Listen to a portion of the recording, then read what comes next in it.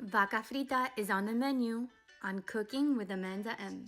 So I will be cooking my flank steak in a pressure cooker, but if you don't have one, you can boil the beef. It's just gonna take a little longer. So as I mentioned, this is flank steak or brisket. I'm also using a bay leaf, salt, pepper, onion, and complete seasoning. So I fill the pressure cooker up with water about 2 inches over the meat, and I add salt, a bay leaf, and an onion.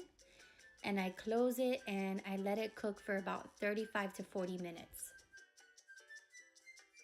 So the beef is done and I removed it from the pressure cooker and I shred it with 2 forks. This is the easiest way you'll find to shred it. All I use to season it is salt, pepper, and complete seasoning. And then you mix it up and repeat it one more time.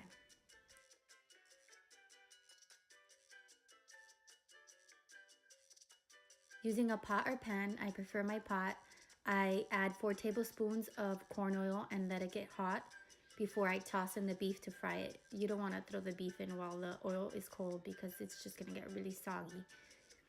And then continue to stir the beef or mix it around as you cook it because you don't want it to stick to the bottom of the pot either. And last but not least, I did add a little bit of garlic powder just for extra flavor.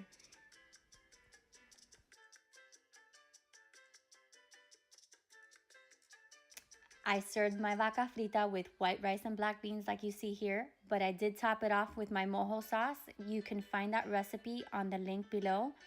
Remember to like this video and subscribe to my channel to see upcoming recipes on Cooking with Amanda M.